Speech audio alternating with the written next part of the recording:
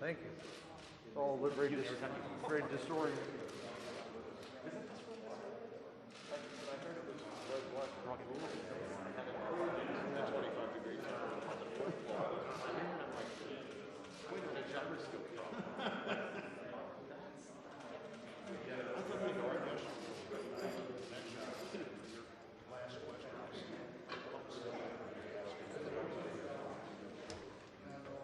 I feel like you got to the bottom. No, I mean, and I don't think they're at the bottom.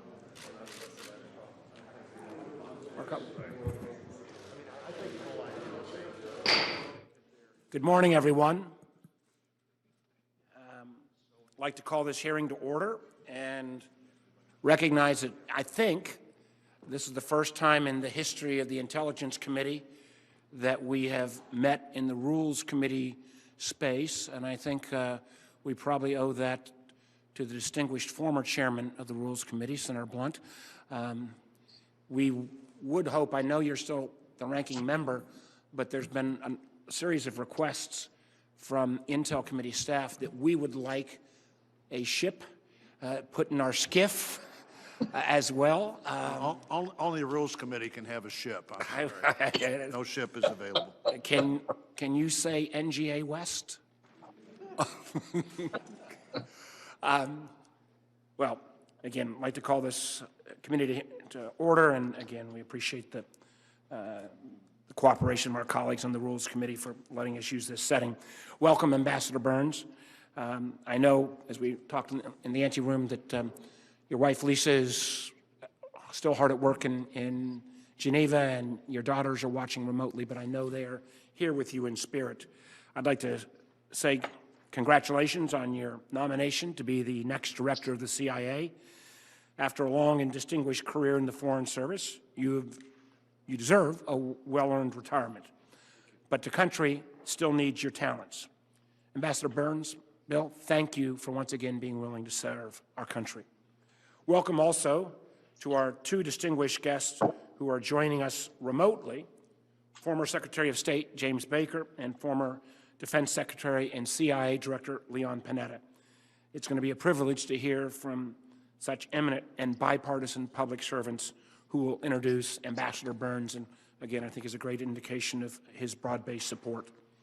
I understand that some of our members may be joining us remotely today as well, although I would like to acknowledge Senator Casey for he appeared yesterday remotely, but for his first in-person Intelligence Committee meeting, and we're very glad, Bob, to have you on the committee.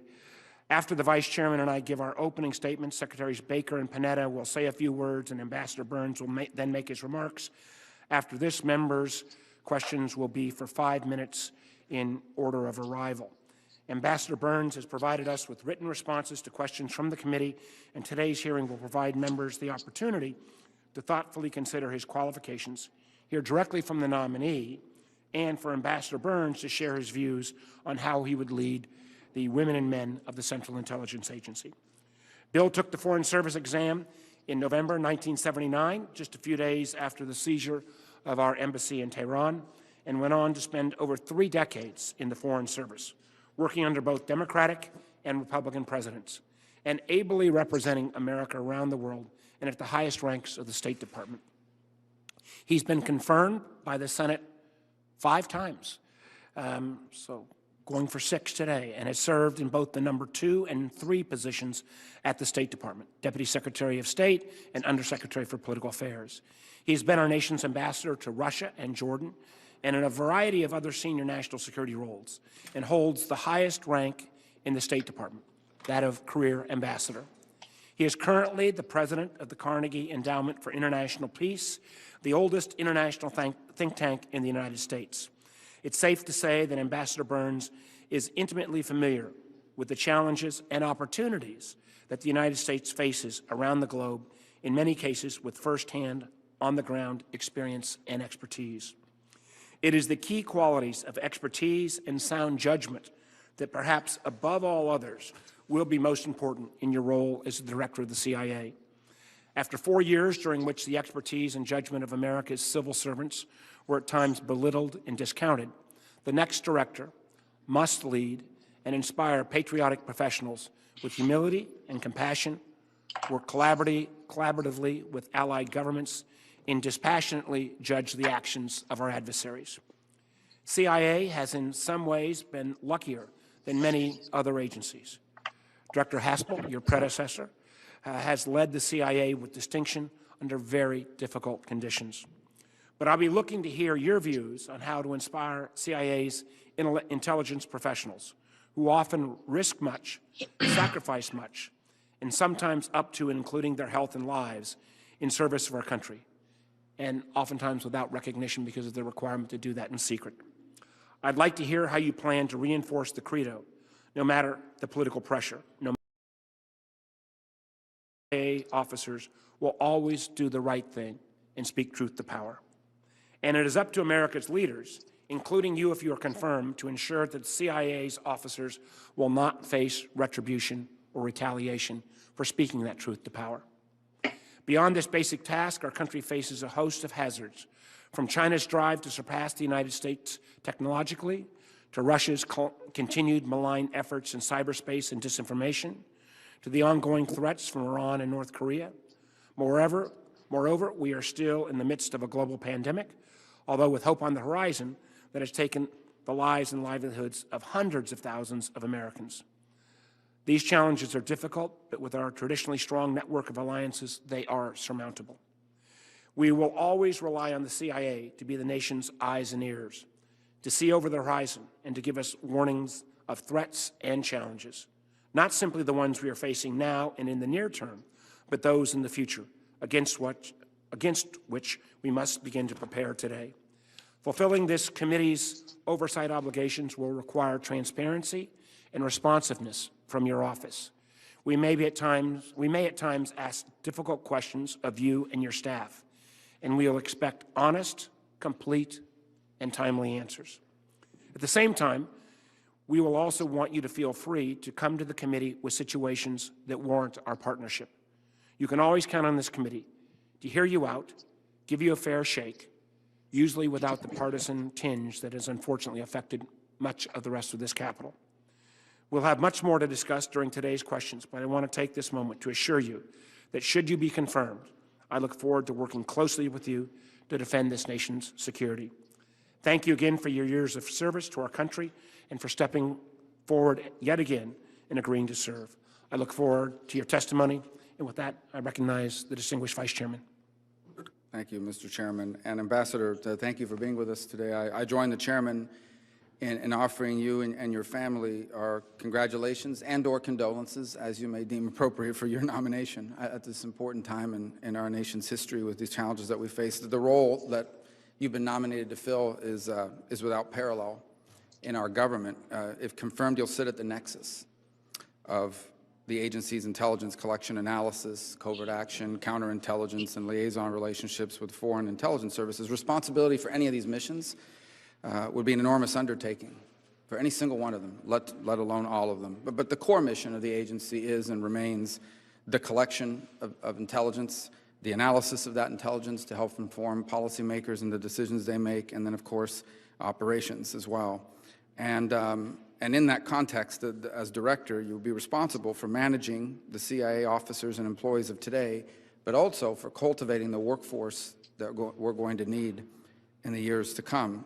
So this, in my view, entails that the specialized skills and expertise needed to solve today's unique intelligence challenges are resident at the agency. But also it involves looking ahead a decade and thinking about what the next critical skill set is going to be that the officers will need. So I appreciate your insights as to how you intend to achieve and accomplish that in your time there. On the subject of workforce management, I want to mention that the committee, in particular Senator Collins and others, are extremely interested and invested in ensuring that any officers who've been injured in the field are afforded access to the health care and the benefits that they need.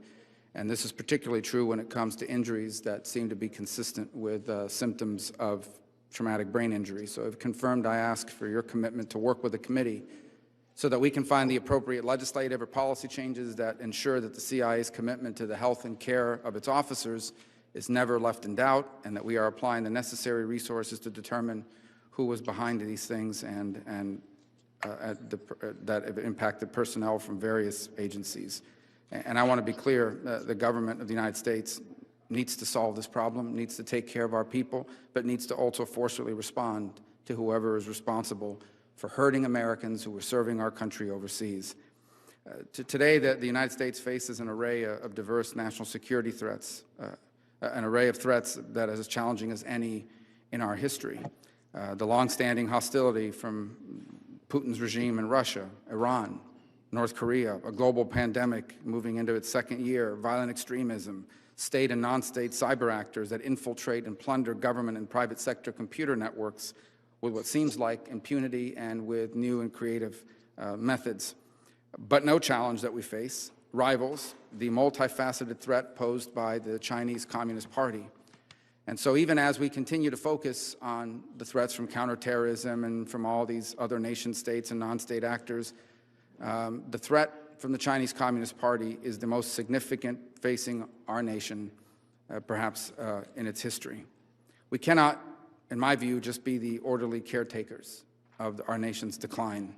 We must confront, and I hope frustrate, the ambitions of the Chinese Communist Party, not just to upend norms, amend boundaries, but to replace the United States. Their goal is to replace the United States as the world's most powerful and influential nation. And achieving the goal of not letting that happen is going to involve strengthening and expanding alliances, but I think it's also going to involve increased capability and a stronger resolve to meet this challenge. This is not the same system of crisis that past CIA leaders were called upon to defend against. The threats today are sudden, unpredictable, and they're happening with greater frequency, often occurring in a gray space that embraces the objectives of conflict without quite crossing the line into outright warfare. What I think is plain to me and should be to all is that the world has changed how it chooses to engage the United States.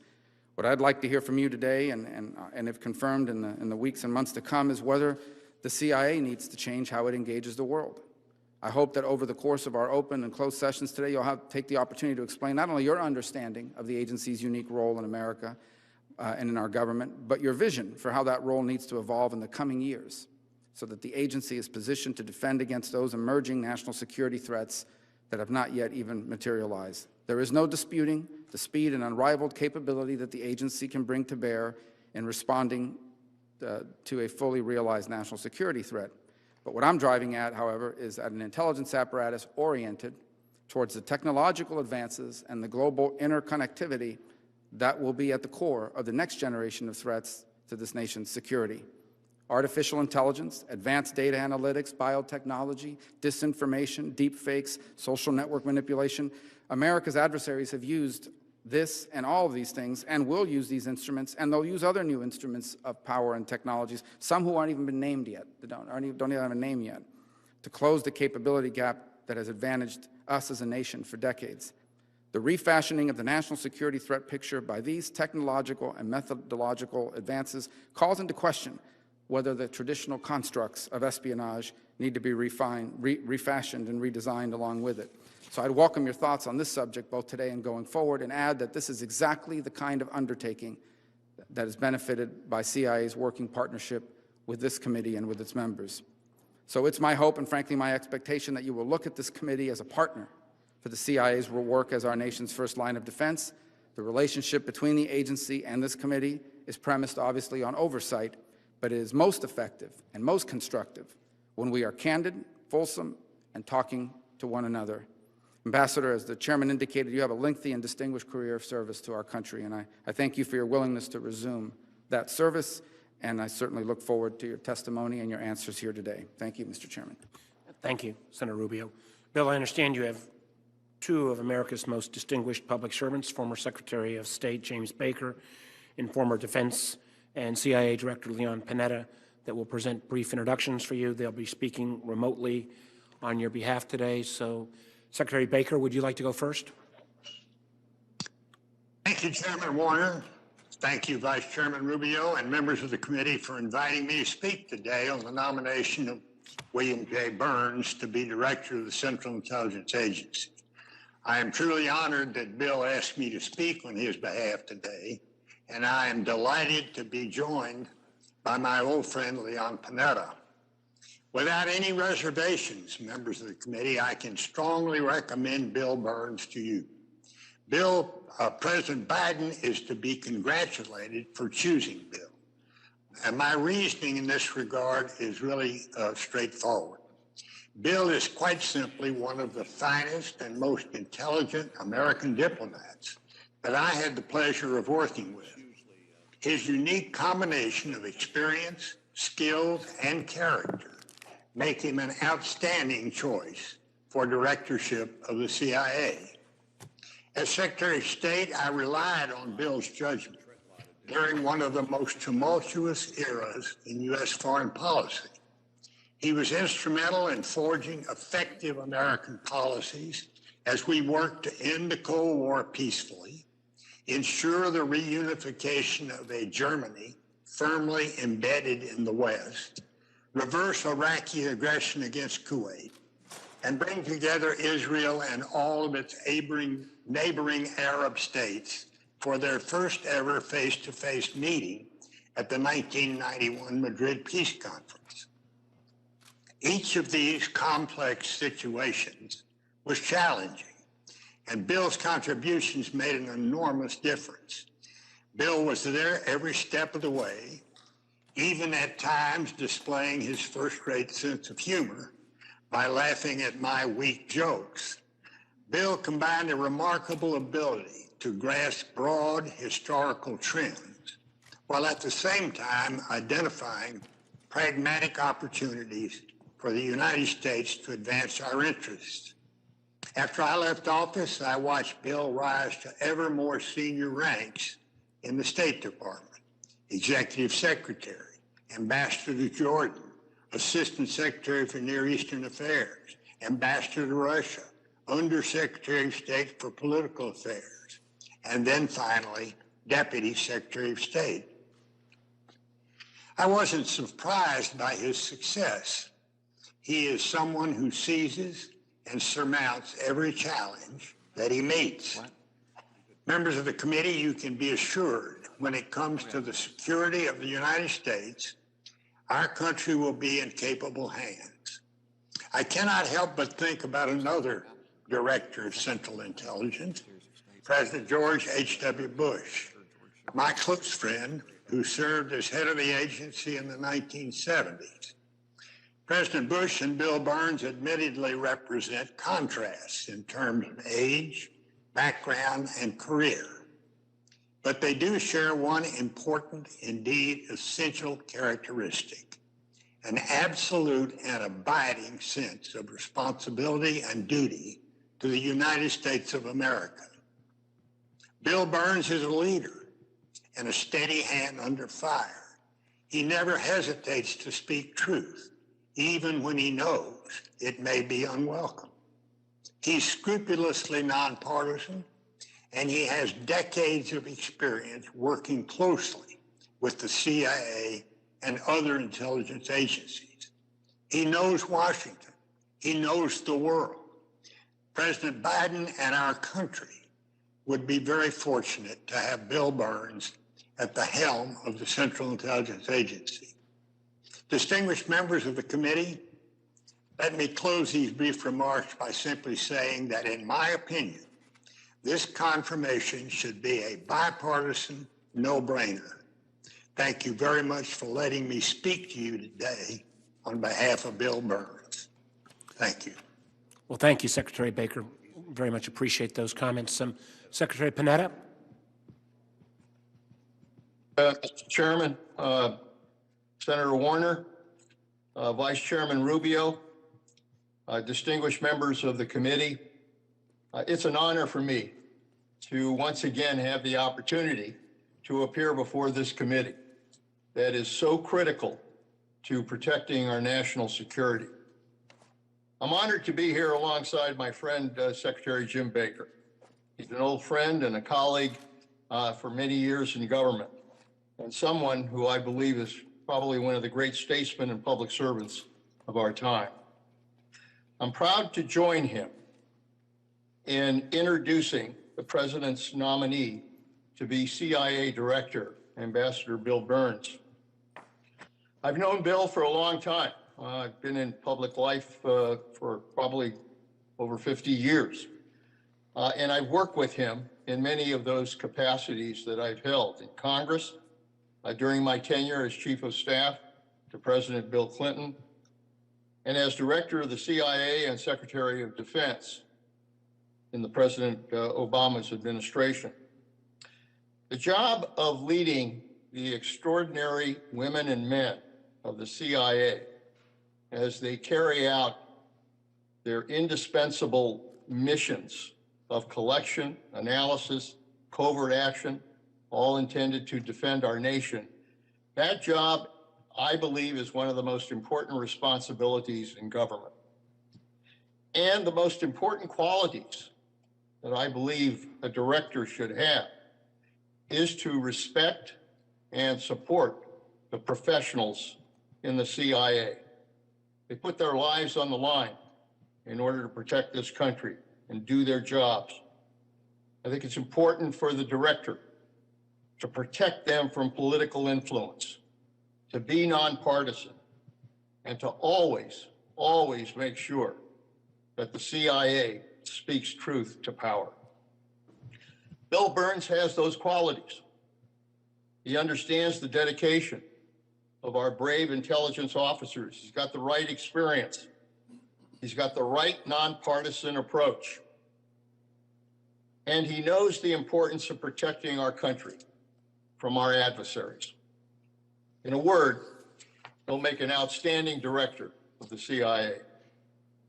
I don't need to tell this committee and that our nation faces an increasingly complex set of challenges and threats. I think in my lifetime, I've never seen as many flashpoints in the world as we have today, whether it's Russia or China or Iran or North Korea, whether it's cyber attacks, whether it's what challenges that we face in the Middle East, in Afghanistan.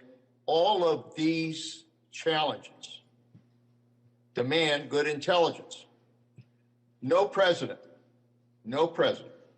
can make the right decisions for our nation in protecting our national security without intelligence.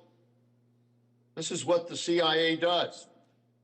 By collecting and analyzing and presenting intelligence to policymakers so that they can make the best security decisions for the country and provide intelligence that can be trusted and is credible. The challenge of President Biden and a new director is to restore the trust and credibility of the CIA. Having worked with President Biden, I believe that he understands that intelligence must be grounded in facts and never be politicized. He knows our selfless and brave intelligence professionals, and they deserve nothing less than our full support. It's these reasons that he chose Bill Burns to be the CIA director. And I'm confident that both will work to restore trust of the CIA with the national security team, with both Democrats and Republicans on this committee, and with our allies, and most of all, with the American people.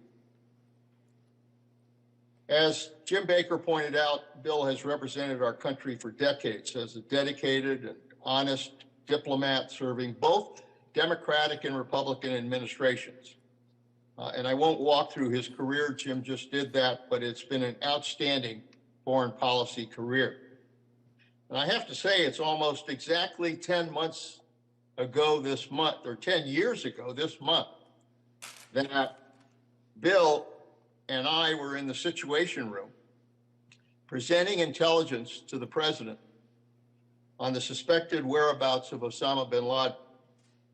Bill saw the CIA in action, gathering detailed information, providing insights, explaining what we knew and also what we didn't know. And Bill was at the White House on May 1st, 2011, when the courageous mission of our Special Operations Forces unfolded. He was handpicked by the Secretary of State to personally participate in closely held national security discussions about the mission and to place calls to our key allies and foreign leaders, informing them of the mission. He's a public servant who has spent his life serving and protecting Americans. And as CIA director, he will certainly speak truth to power, because that's what Bill does. And he's done that his entire career. He's long known that calling it down the middle is essential, even when it may not be convenient. He will also make sure he and other agency leaders are responsive to oversight by this committee and by the Congress. As all of you know, I'm a big believer that the CIA and this committee have to be partners in order to fulfill the mission of protecting the American people. And he knows the array of challenges that the agency faces, dealing with major competitors, as I said, from China to so many other of those flashpoints I described, and the technological landscape in which our officers now have to operate. In sum, Mr. Chairman and Mr. Vice Chairman and members of the committee, Bill Burns is the right person at the right time to lead the CIA.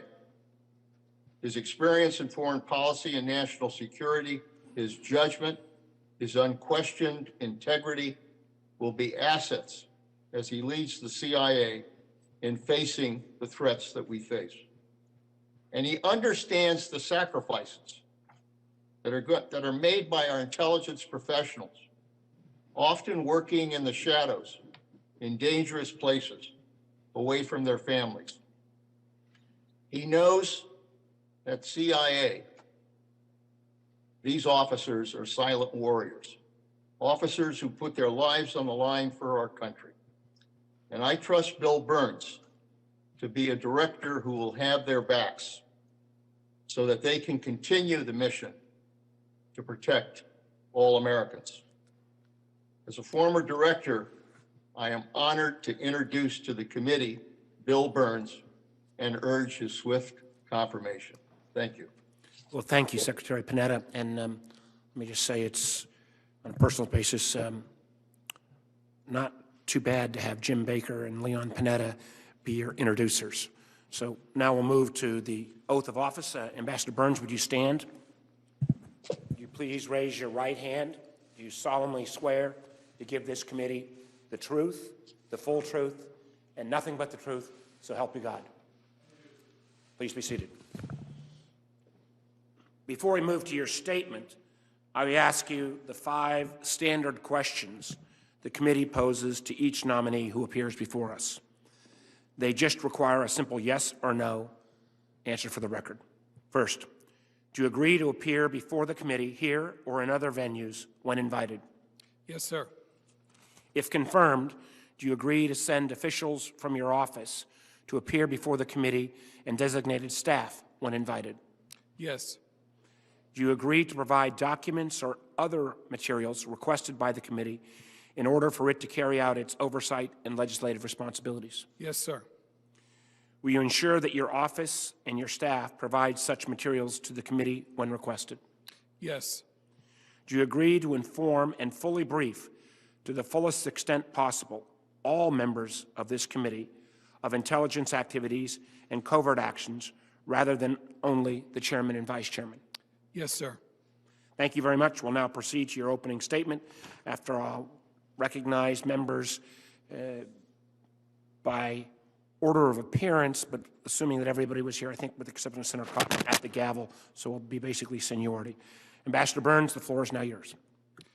Thank you so much. Mr. Chairman, Mr. Vice Chairman, members of the committee, I'm honored and humbled to appear before you today as President Biden's nominee for Director of the Central Intelligence Agency.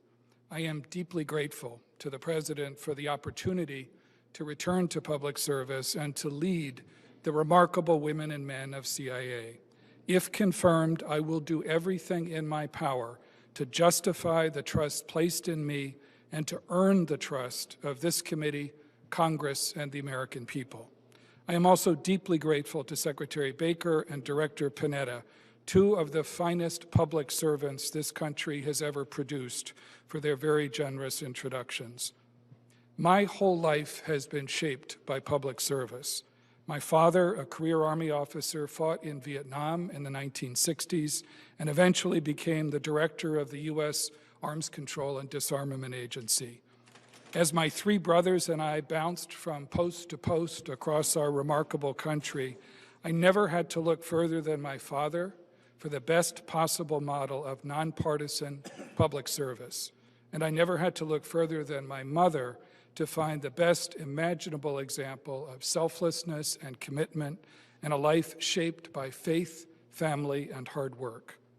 I shared 33 years in the Foreign Service with my wife, Lisa, herself an exceptional public servant, and our two wonderful daughters, Lizzie and Sarah. Their love and support have made everything possible and have enriched my life beyond measure. Across those decades as a diplomat in the Middle East and Russia, and as a senior official in administrations of both parties, I developed enormous respect for my CIA colleagues.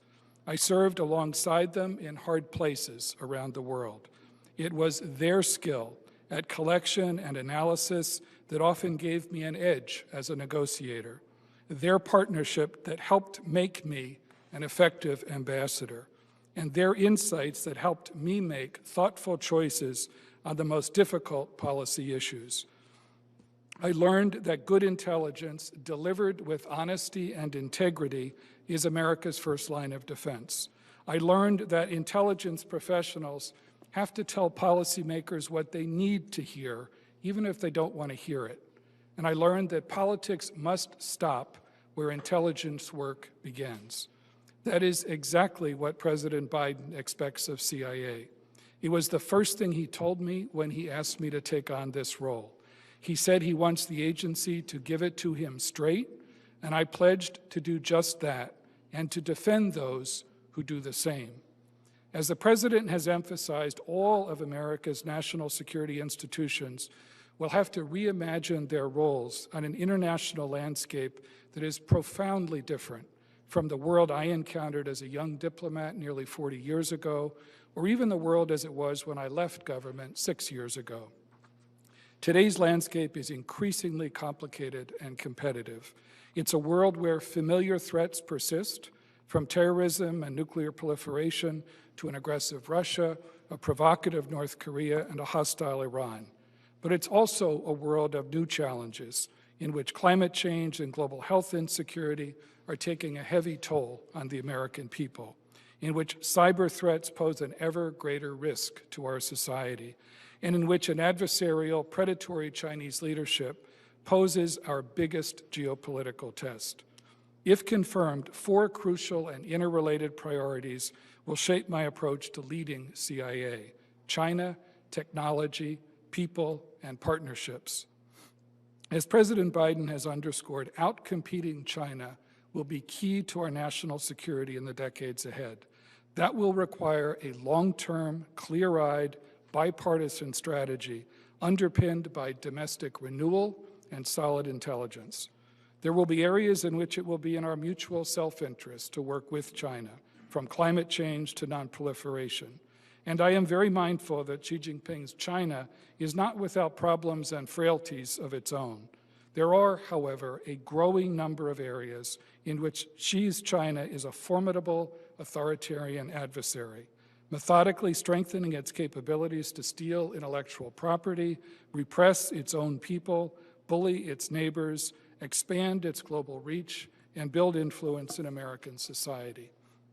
For CIA, that will mean intensified focus and urgency, continually strengthening its already impressive cadre of China specialists, expanding its language skills, aligning personnel and resource allocation for the long haul, and employing a whole-of-agency approach to the operational and analytical challenges of this crucial threat. Another priority intimately connected to competition with China is technology.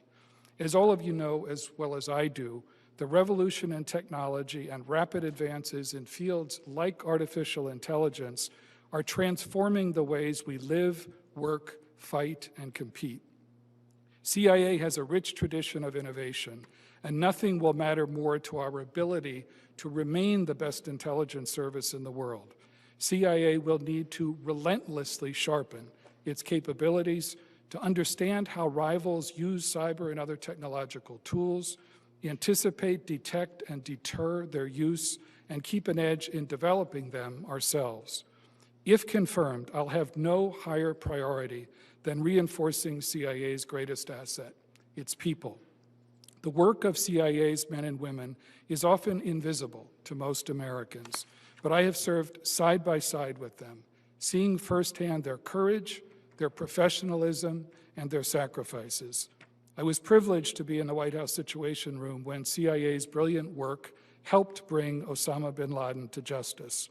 But I also remember sadder and harder days, the sorrow and pain after the tragic attack at Khost, and quiet, personal moments spent in front of the agency's memorial wall, whose stars include friends with whom I served. Honoring the sacrifice those stars represent means strengthening a workforce worthy of the CIA seal, one that reflects the richness of our society and enables us to carry out our global mission. That means working even harder to enhance diversity, equity, and inclusion from entry level to senior ranks. It means working even harder to retain and develop the agency's extraordinary talent, equipping them with the language skills, technical tools, training, and tradecraft that they require. And it means ensuring the health and well-being of colleagues and their families through this awful pandemic and wherever and whenever they face harm or risk. Finally, if confirmed, I'll prioritize partnerships within the intelligence community and across the world. I will work closely with the Director of National Intelligence, my longtime friend and colleague, Avril Haines, to make sure the agency's efforts fit seamlessly with her vision for integrating the intelligence community. America's partnerships and alliances are what set our country apart from lonelier major powers like China and Russia. For CIA, intelligence partnerships are an increasingly important means of amplifying our understanding and influence. Investing in those liaison relationships has never been more important. It's a task for which my whole career has prepared me. No partnership will be more important to me than the one I hope to build with all of you on this committee. In my conversations with each of you over the last few weeks, I have been struck by your commitment to bipartisanship and sense of shared purpose. I deeply respect your crucial oversight role, which allows the American people to have confidence that the agency is working faithfully on their behalf and living up to our values. If confirmed, I promise to do all I can to earn your trust and to be a strong partner. I'll seek your advice as well as your consent, and I'll be accessible and honest, qualities I've tried hard to demonstrate throughout a lifetime in public service. I am deeply honored to be here today, and I look forward to your questions. Thank you very much, Mr. Chairman.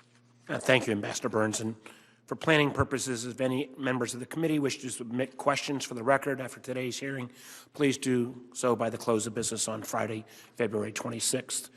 And we'll be going through 5-minute rounds. Can you speak with a little more specificity to how you can go about restoring some of the morale of the workforce at the CIA, and what should be, morale is a ethereal term.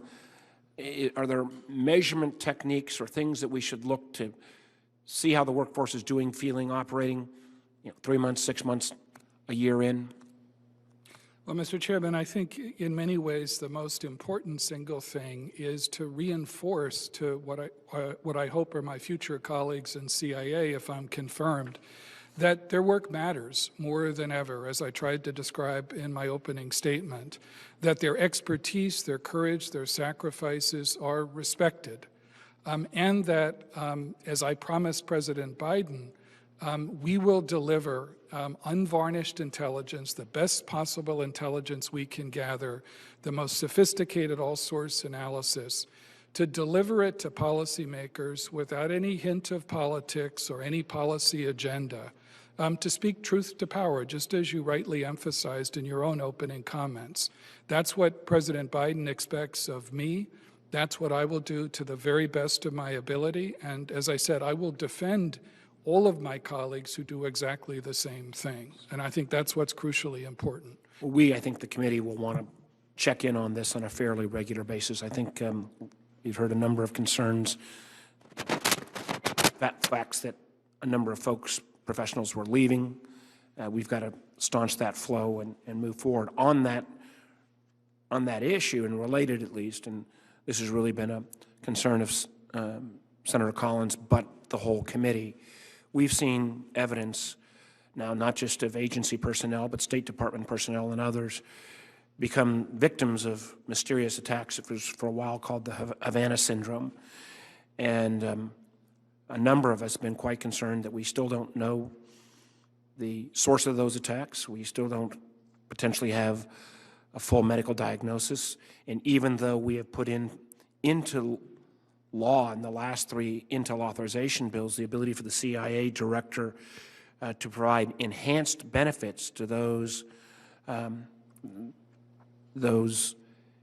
individuals, the kind of first-rate quality health care and compensation they need and deserve, we're not sure that's really taken place. So I want you to speak to that. I want to also get a commitment from you that that CIA personnel who may have suffered brain injury have the option of treatment at our nation's premier TBI facilities, including Walter Reed and other facilities of highest caliber. To date, unfortunately, that has not been the case. Well, Mr. Chairman, the first thing I'd say is I very much admire your leadership, the leadership of the Vice Chairman and Senator Collins, as well as other members of the committee on these issues. Not only do I admire and appreciate it, but I know it's deeply appreciated by the women and men of CIA. If I'm confirmed as director of CIA, I will have no higher priority than taking care of people, of colleagues and their families. And I do commit to you that if I'm confirmed, I will make it an extraordinarily high priority to get to the bottom of who's responsible for the attacks that you just described, and to ensure that colleagues and their families get the care that they deserve, including at the National Institutes of Health and at Walter Reed. And I look forward very much to working with all of you to ensure that that's the case. My last question is, this committee, under the leadership of Senator Burr and Senator Rubio, in many ways, I think, carved out the role as the technology committee on the Hill. And we really were the group that first raised the concerns about China's technological advances. We were the committee that called into question and then tried to formulate across government a 5G response.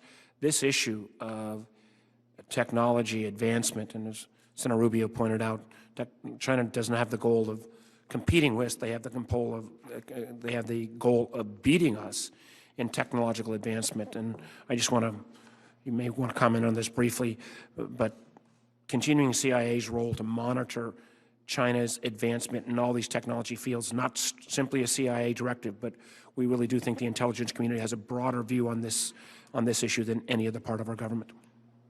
No, it's hugely important, Mr. Chairman, and as I tried to emphasize in my opening statement, that connection between dealing with an adversarial China and ensuring that we can continue to compete effectively in technology is right at the top of my list of priorities if I'm confirmed. And I do respect the role of this committee. I watched the open hearing yesterday on solar winds, and it seemed to me to be a classic illustration of the value of a serious committee in looking at these issues. And I look forward very much to working with all of you on that.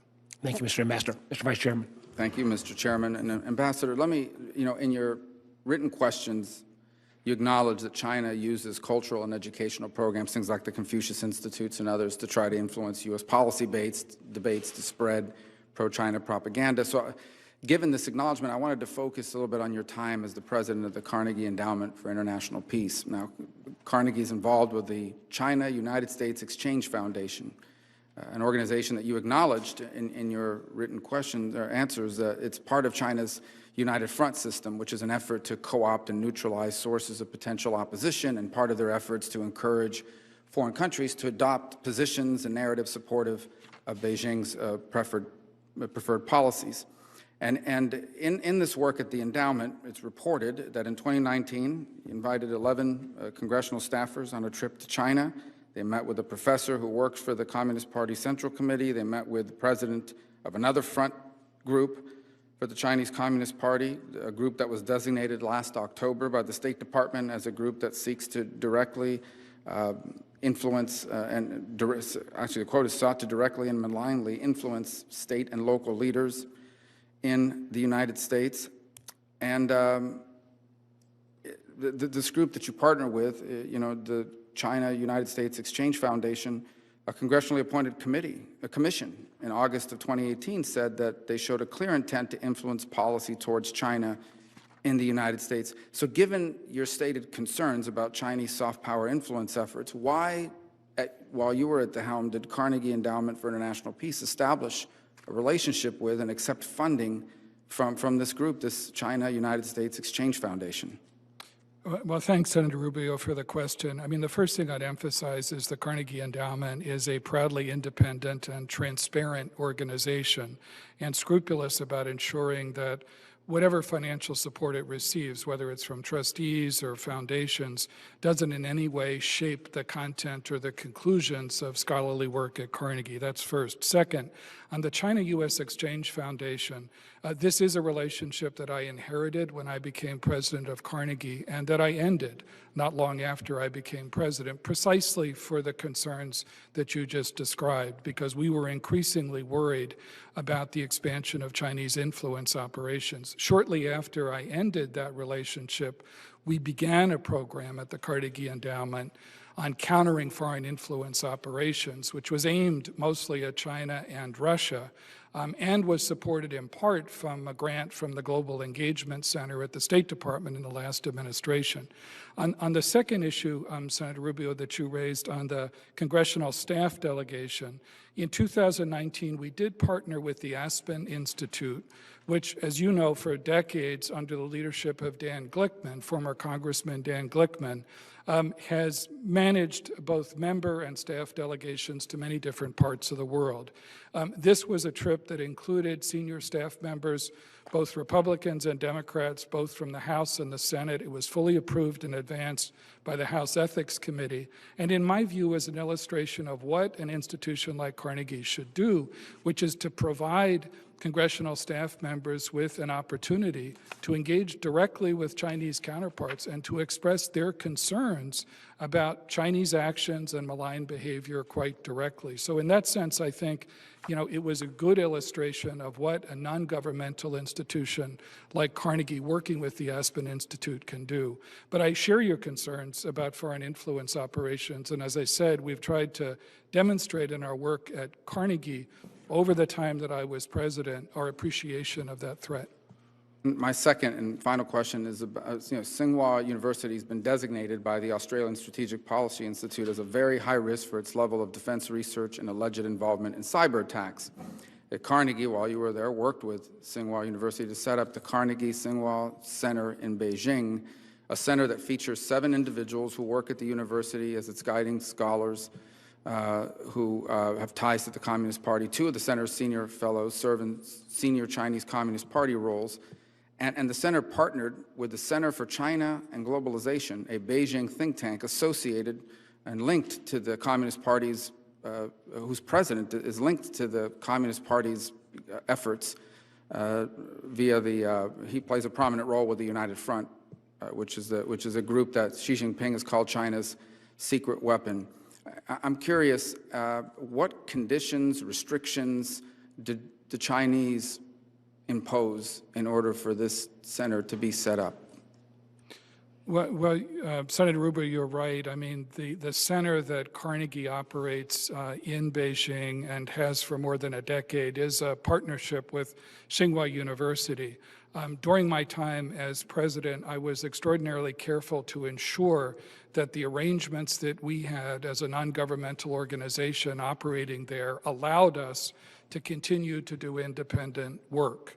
And that has been the case over the last 6 years. I've also made clear to my colleagues at Carnegie that the moment we were constrained in doing that independent work, we would cease operations, because our point is not simply to exist. Carnegie's point is not to exist in centers in different parts of the world. It's to do high-quality independent work. When that becomes impossible, or our scholars are self-censoring, then that's the moment at which it becomes no longer feasible to operate there.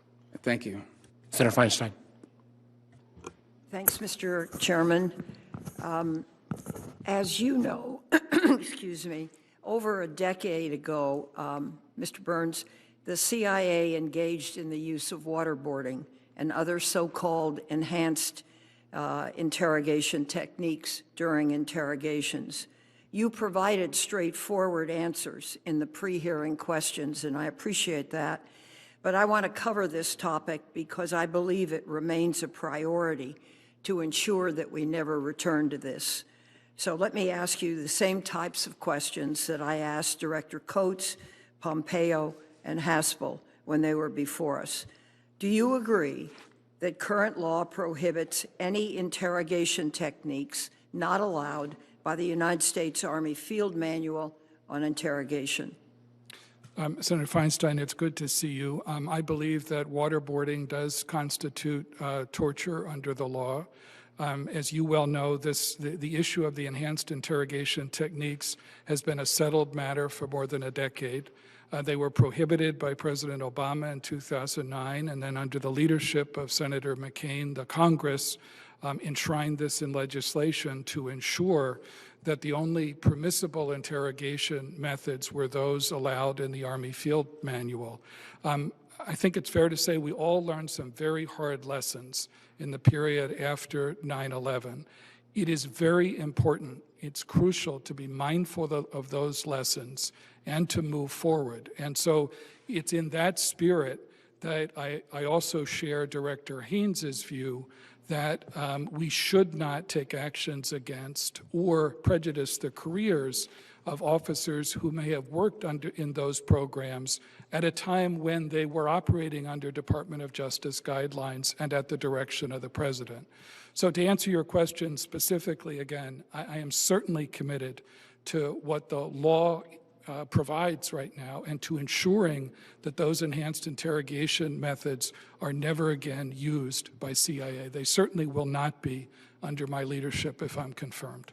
Well, thank you very much for that answer.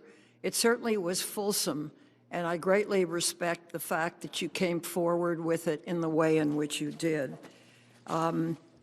As noted in the intelligence community statement for the record in 2019 and our most recent worldwide threats assessment hearing, China has the ability to launch cyber attacks that cause localized temporary disruptive effects on critical infrastructure, natural gas pipelines for days or weeks, and Russia has the ability to execute cyber attacks in the United States that generate localized temporary disruptive effects on critical infrastructure, electrical distribution network for at least a few hours, and so on. I am concerned by this and want to know how we address this threat. So here's the question. What do you believe is the appropriate role for the CIA in diminishing these types of cyber threats to our critical infrastructure? And what else could the CIA be doing to help ensure the integrity of national cyber security? Well, thanks, Senator. As the hearing that this committee conducted yesterday underscored, the SolarWinds attack, that cyber attack, was a very harsh wake-up call, I think, for all of us about the vulnerabilities of supply chains and critical infrastructure in both the private sector and the public sector in this country. And we've seen in recent years how both the Chinese leadership as well as the Russian leadership have an aggressive determination to take advantage of those vulnerabilities. I first saw this when I was ambassador in Moscow in 2007, and the Russians staged, Vladimir Putin's Russia, staged a very determined cyber attack on Estonia, a small NATO ally of the United States. So if this is a harsh wake-up call, then I think it's essential for the CIA in particular to work even harder to develop our capabilities to help detect these kind of attacks when they come from external players, from foreign players, which is the responsibility of the CIA, to help attribute those, because without attribution, it's very difficult to deter future attacks. Continue to develop our own technological and cyber capabilities as a part of that potential deterrence. And then at the same time, to deepen partnerships across the intelligence community with domestic agencies like FBI and the Department of Homeland Security, with the private sector, where there's a shared interest in helping to shore up these vulnerabilities in critical infrastructure, and then finally, and not least, with foreign partners as well, many of whom, as I mentioned in the case of Estonia, have faced these same kind of threats, where we can learn from their experience and working together not only build better defenses, but also begin to build leverage against adversaries.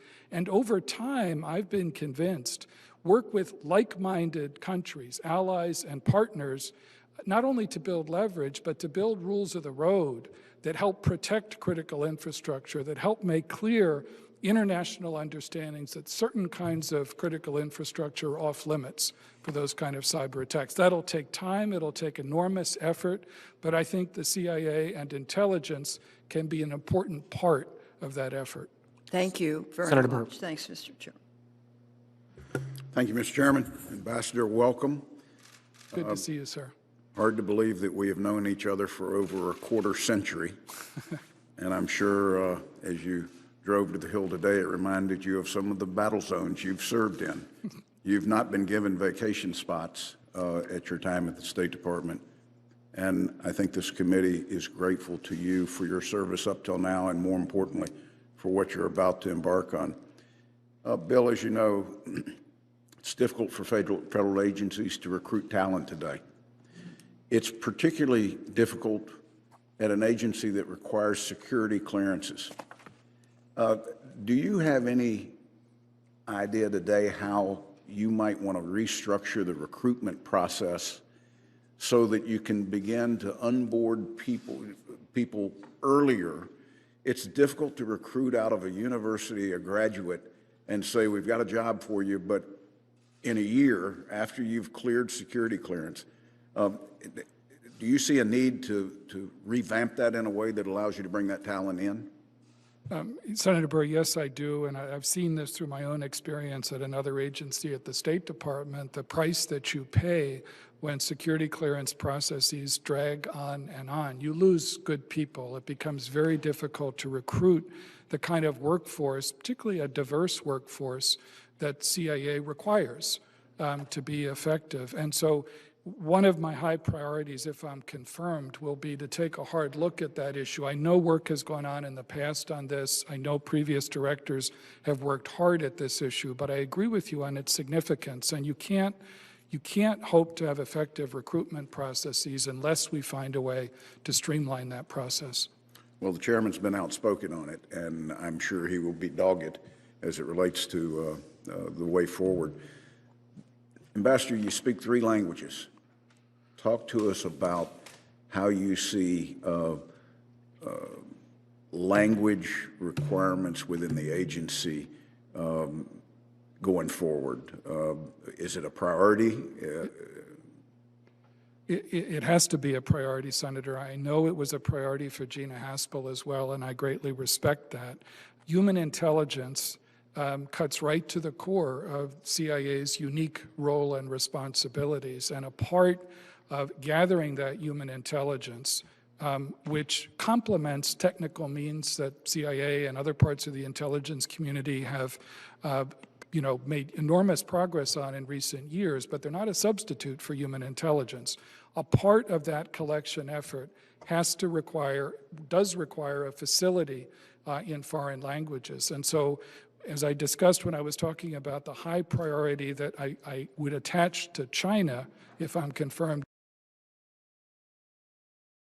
priority requires expanding the number of Mandarin language speakers at CIA and making that a priority, and continuing to work to expand other hard language facility at the agency. It's crucially important. You've heard and you will hear members on this committee all talk about technology. And I think most of us would agree that the United States is retarded as it relates to our ability to adapt new technologies. We're slow, we fight it. The reason that many of our adversaries have made the gains that they have is because of their willingness to accept technology, to use technology, to leverage that against what we've built. How do you intend to use technology both in the workforce and in the tradecraft to make sure that we fully take advantage of what I think is the greatest innovative country in the world? Well, Senator, I think you're exactly right. I mean, CIA has a rich history of innovation and agility and technology, but if I'm confirmed, I recognize that we're going to have to work even harder to be innovative and to be agile. You mentioned tradecraft. One of the big challenges today in operational tradecraft is ubiquitous technical surveillance, the capacity of a number of our adversaries to make it much more complicated to conduct traditional tradecraft. And so the agency, like so many other parts of the U.S. government, is going to have to adapt to that kind of a challenge. I'm entirely confident that the women and men of CIA are capable of that. It's also going to require, Senator, this is the one point I would add, a greater effort to work with the private sector as well, so that we can not only keep pace with technological progress, but get out ahead of it. That's exactly what our adversaries are doing, and that's what I think we need to put even greater effort into as well. Ambassador, let me remind you that the two introductions that were made for you, one thing they both highlighted, the need for the partnership with this committee and with the CIA. I know you embrace that fully, and for that, we're grateful. I look forward to your confirmation. Thank you, sir. I look forward to it as well. Senator Wyden. Thank you, Mr. Chairman. Mr. Ambassador, at the risk of this becoming a full-fledged bouquet tossing contest, I want to just register a couple of areas that you've been involved in that are especially important to me. Your track record on human rights is, I think, a real attribute for this job, and of course your experience at the State Department. It is rare that we see people with that kind of background. So we're very appreciative of having you here. Let me start, and I think we touched on it, with respect to this matter of correcting false statements. If you or any other CIA official says something publicly that is inaccurate, will you correct the public record? Well, Senator, as we discussed, I believe it's a serious responsibility if I'm confirmed as CIA director if in the case of a policymaker making a statement that I judge later to be at variance with intelligence that we've provided, to work with that policymaker to try to correct that statement and to get it right. I think, as you well know, Senator, that cuts right to the core of building credibility and building trust, which are the foundations, I think, for sound policy choices as well. So I would certainly take that very seriously in doing everything I can to correct the record. Very good. So my second question deals with this question of technology, and I'm glad that you've staked out the ground that'll be a priority for you. A major technology challenge will be to protect sources and methods while not hiding the legal interpretations that are used to conduct operations. And I'm especially troubled by situations in which the government goes around the courts and buys Americans' private records from data brokers, people who are basically unregulated. It's one of the sleaziest operations I know of, and I'm actually introducing legislation. The Fourth Amendment is not for sale here very shortly. We talked about this with Director Haynes at her confirmation process, and I would like to ask you whether you would make public the circumstances under which the intelligence community, under which the CIA, as part of the intelligence community, purchases commercially available information and the legal basis for doing so. Yes, Senator, I share Director Haynes's view that it would be very valuable to lay out a framework that makes clear to the American people the guidelines and the legal boundaries within which we would undertake those activities. So I'm a strong believer in transparency, and I share Director Haynes's commitment. Now, with respect to accountability, in 2013, the CIA acknowledged that it had fallen short in holding people accountable for failures associated with the management of the torture program. And I want to use my words carefully here because this has been a subject of some debate. So my question is, the CIA then recommended, and I believe what the discussion was about was going forward, that it broaden accountability reviews to consider systemic problems and officers responsible for those systemic problems, as well as management failures. So this was a recommendation of a long time ago, 2013. Do you agree with the CIA's 2013 recommendation, and will you implement it so that going forward, everybody is clear about the fact that it will be followed? I will, Senator. I attach great importance to accountability. I will certainly follow through on that if I'm confirmed as director. And I do think it's important in conducting accountability review processes to also look at ways in which you can address systemic problems as well. I think that's constructive, and I want to work with you on the timeline because, and this will be something we'll talk about on another occasion, but since it was recommended in 2013, that's been a long time. We've got to get it done. Last question is, over the years, the CIA has at times impeded congressional oversight by limiting briefings to the so-called Gang of Eight, limiting staff access to important programs and operations, and failing to inform the committee at all. Will you conduct a thorough review of where the CIA has engaged in any of these practices and report back to the full committee so that all of us, every member, will know how access can be expanded?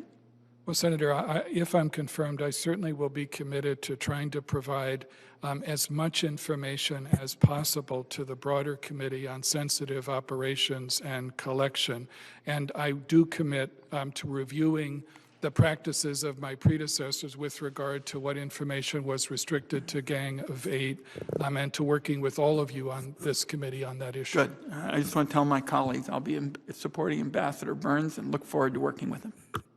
Senator Collins. I'm sorry, did you call? Senator, we were going by order of arrival at the gavel. Thank you. Ambassador Burns, welcome. Thank you. I first want to express my appreciation to you for engaging in an extensive conversation with me about the CIA officials who have been the subject of these terrible attacks that have left them with, in some cases, permanent traumatic brain injuries. And I was very glad that both the chairman and the vice chairman brought up this issue to you. I know that we have your firm commitment to ensure that those who have been injured receive the best possible medical care without going through hassles and roadblocks. And I hope we also have your commitment to focus on identifying the perpetrator of these heinous attacks. Senator, I very much appreciated our earlier conversation on these issues as well, and I just reemphasize my commitment on both of those counts to doing everything I can, if I'm confirmed as director, to help get to the bottom of who's responsible for those attacks. And Ambassador second, Burns, could you get your mic a little bit closer? sure, is that better? Yes. And commit not only to trying to get to the bottom of who's responsible, but also to ensure that my future colleagues get the care that they and their families deserve, whether it's at Walter Reed or National Institute of Health or elsewhere. And I look forward very much to working with you on those issues. And I know there are a range of other issues affecting the care and well-being of my future colleagues, those who, for example, have served as paramilitary officers over the course of recent years and have made enormous sacrifices in the last 2 decades, who also face genuine health challenges. And I also commit to trying to ensure that they get the best care possible as well. Thank you. In the questions for the record, you were asked about the Confucius Institutes that are on some of our college campuses. And I was pleased to see that you agree that the Chinese Communist Party uses these institutes as an instrument for propaganda. 2 questions. First, could you elaborate on how the Chinese Communist Party uses these Confucius Institutes to advance its goals? And second, what would be your advice to any college campus that is still hosting a Confucius Institute? Senator, thanks for the question. I mean, I think, what the Confucius Institutes do, and I'm no expert on them, but is to promote a narrative of Xi Jinping's China, which is designed to build sympathy for, what is, in my view, a quite aggressive leadership which is engaged in conduct and conducted, an adversarial approach to relations with the United States. So in that sense, that particular dimension of foreign influence operations constitutes a genuine risk. And so, my advice for any institutions in the United States, including academic institutions, is to be extraordinarily careful of, what the motives are for a variety of institutions like that, and to be very careful in engaging them. Would you recommend that they shut them down? I mean, if I were president of, a college or university and had a Confucius Institute, that's certainly what I would do. Thank you. Senator Heinrich. Thank you, Chairman. Welcome, Ambassador. Hi, Senator. Thanks for the time that we were able to connect earlier. You've been a customer of the CIA's intelligence for many years in your various roles at state. So you're no stranger to the agency, to the value that it brings. But if you're confirmed, you'll be the first, and it looks like you're off to a good start, by the way, but you'll be the first career diplomat to serve as director of the agency. So you'll be in a really good position to help ensure that good intelligence is in the service of good policy. So talk to us a little about, at the 30,000-foot level, just how you intend to leverage your diplomatic experience in this new role that is very different from what you did before. Well, thanks very much, Senator, and I enjoyed our earlier conversation as well. As you said, I've had long experience both in the field and in senior policy-making jobs in Washington in working with the CIA, and I absolutely agree with you that good intelligence delivered with honesty and integrity is the critical foundation for sound policy choices. I had a very positive experience as a chief of mission working overseas, working with intelligence colleagues. they understood that as the chief of mission, I was the president's representative on the ground. I led country teams, which in the case, for example, of Moscow, when I was ambassador there from 2005 to 2008, was still one of our biggest embassies in the world. There were more than 24 agencies in that country team.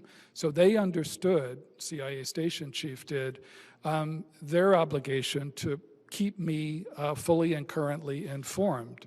In return, I respected their professionalism and trusted it, and I didn't micromanage.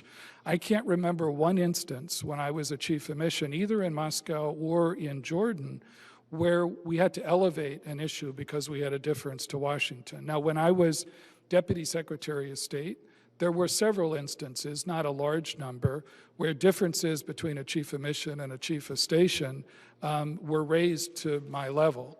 And I was able to work out with my counterpart, the Deputy Director of CIA, in virtually all of those instances, a reasonable approach. I can count on less than one hand the number of times we had to elevate that even higher. So I raise that only because I think there's no substitute in the end for good leadership and professionalism and trust in making that relationship work, and in understanding the critical role of unvarnished intelligence in the policymaking process.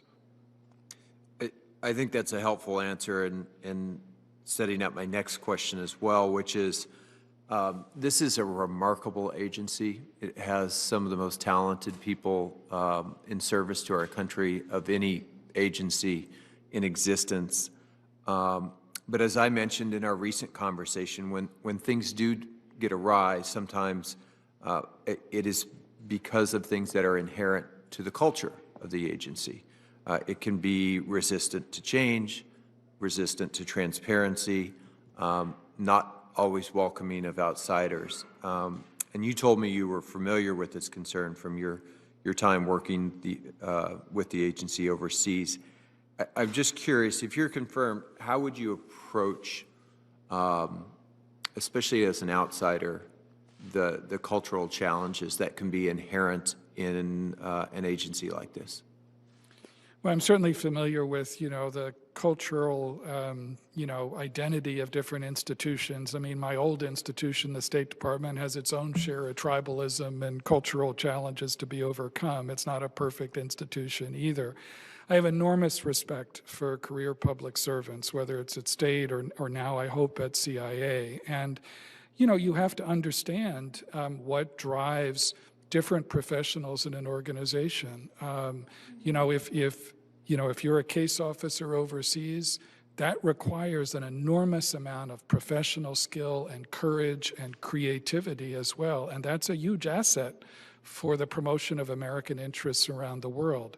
Analysts at CIA are noted for their honesty, for their willingness to speak truth to power, and that's why it's so essential for a director to have their backs and to defend them when they do that, and to make sure that we're trying to get the best out of all of those different roles at the agency, to keep pace with technological change as well, which is another of the great assets, I think, of CIA, and to be able to integrate all of those skills and all of those cultures in a way that serves the national interest, and that's what I'll be determined to do. Senator Blunt. Thank you, Chairman, and thank you, Senator Heinrich. I was going to cover exactly those two topics, understanding the building. I did read in some of the articles on this, the CIA agents you had worked with over the years were incredibly confident that as a consumer of this information, you'd bring a lot to the job. I think Robert Richer said Burns knows the building, and I think your response to Senator Heinrich suggests that you've thought more about the conversation we had about the importance of being engaged in that culture in an imminent way. I'm wondering, Ambassador, as maybe the person who's been the biggest consumer of CIA assistance and information who would have ever had this job, how would you think that would impact you structuring how the product comes out and how the agency works as it relates to thinking about the real ultimate goal of the information is not for the CIA to make any decision, but to get it to the consumer in a way that an ambassador or somebody in the administration or a member of Congress can fully understand the information in the best possible way. Well, thanks so much, Senator, because it cuts right to the core of what my responsibilities will be if I'm confirmed. You know, as a senior policymaker and consumer of intelligence from the CIA, what mattered most to me was that I get their honest judgment on issues, even when it might be inconvenient or unwelcome in some ways, because it just complicated what was an already complicated set of policy choices. But what I learned, sometimes the hard way over my career, is unless you're getting unvarnished intelligence without a hint of politics or policy agenda, it becomes impossible to have an effective policy process. You also want to get it as quickly as you can. You know, with regard, for example, to issues of attribution, whether there's a cyber threat like the one the committee was discussing yesterday, being able to get to the bottom of that is absolutely crucial to trying to sort through policy choices as well. So I think that the better the connection in a way between policymakers who understand what it takes to produce high-quality intelligence and produce it in a timely way, and intelligence professionals who understand what policymakers are wrestling with as they try to sort through what are almost inevitably a set of unappealing choices, I think that becomes crucial to an effective process. I think this has already come up before, but I think you want to be sure that this committee becomes an informed ally in the effort to be sure that the artificial intelligence, the machine learning, helps you, is adequate to get things narrowed down to where an individual should be looking at them. There's more and more information all the time, and how you get that information to the point where you can, in your very best possible way, analyze it's going to be, I think, increasingly important. You know, we first met when you were in Moscow and the ambassador there. How do you think your understanding of Moscow, of Russia, of Putin is going to be helpful as you advise both this committee and the president? Well, thanks, Senator Blunt. And I remember fondly our meeting now almost 15 years ago, I think, in Moscow. You know, most of my white hair came from my service in Russia over the years, and in particular in dealing with Vladimir Putin's Russia. What I've learned is that it's always a mistake to underestimate Putin's Russia, that while Russia may be in many ways a declining power, it can be at least as disruptive under Putin's leadership as rising powers like China. And so we have to be quite cold-eyed in our view of how those threats can emerge. What I've also learned, even though I will set aside my former policymaker role, is that in dealing with those threats, responding to them and deterring them, firmness and consistency is hugely important. And it's also very important to work to the maximum extent possible with allies and partners. We have more effect sometimes on Putin's calculus when he sees responses coming, firm responses coming not just from the United States, but from our European allies and others as well. So it pays off to work hard at widening that circle of countries who are going to push back. Well, thank you, Ambassador. I look forward to supporting your nomination and to the relationship when you're confirmed that you'll have with this committee, which is incredibly important for us, and I hope it turns out to be equally important for you. I look forward to it, Senator. Thank you. Thank you, Chairman. Senator King on WebEx. Mr. Ambassador, welcome to the committee. Hi, Senator. It's great to be with you. And I realized when you were being introduced today that you and I had something in common. Both of us took the Foreign Service exam some decades ago. The only difference was that you passed and I didn't, but we won't dwell on that. But I appreciate having you here. There's been a lot of talk today, rightly so, about truth to power. And sometimes that sounds too easy. And my concern is it's more subtle than somebody mendaciously doctoring intelligence or changing it. it's human nature to want to tell the boss what they want to hear. And so the question is, how do we build a structure to be sure that that is the ongoing policy, and that we don't slip into a kind of comfortable relationship with the president or this committee or the Secretary of Defense, where it's more of an unconscious process, but the result is the same: biased intelligence that will undermine good decision making. Give me some thoughts on that, please. Well, Senator King, it's good to see you, and I think you're absolutely right. Speaking truth to power has to be more than a slogan, and it is often easier said than done. You know, I think the tone gets set at the top. I've known President Biden for a quarter century and have great respect for him. And when he told me, in literally almost the first thing he said when he asked me to take on this role, that he expected me and CIA to deliver intelligence to him straight, I know that he meant it. And I think setting that tone at the top is crucially important. I know it can become difficult in the press of crises and policy making to lose sight of the importance of delivering unadulterated intelligence judgments.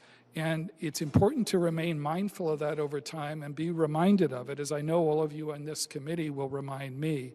All I can say is that I'm acutely aware of the importance of playing that role. I know it's a different role than the one I've played in the past as a policymaker or as an ambassador overseas, but I look forward to it because I do understand from those perspectives how crucial it is to have intelligence, the best possible intelligence that CIA can collect, delivered with honesty and integrity, and that's what I intend to do.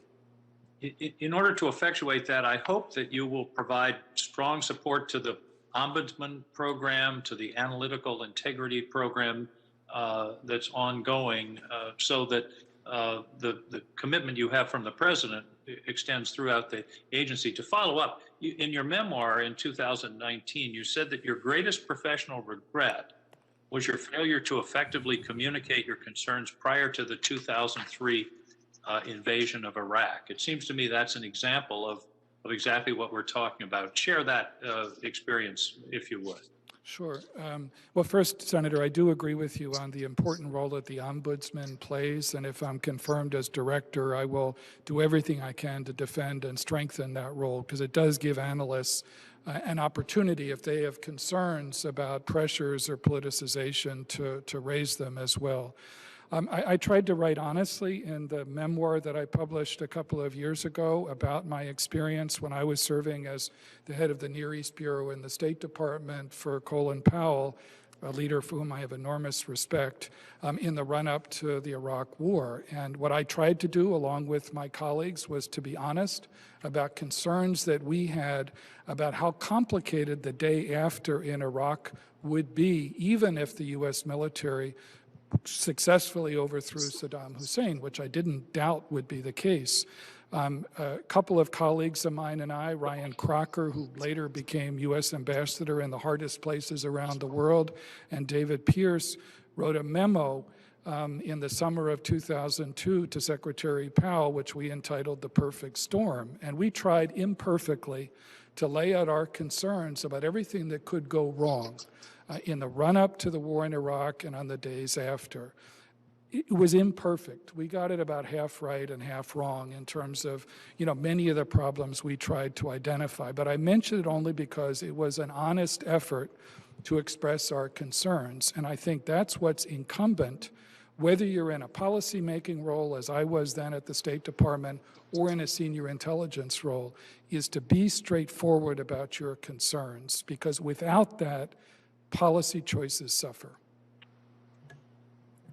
Exactly. Thank you. Well, thank you, Mr. Ambassador, and I also will join my colleagues. I look forward to working with you. And the relationship with this committee is very important because separately from all other agencies, most other agencies of the U.S. government, nobody's watching the CIA except us.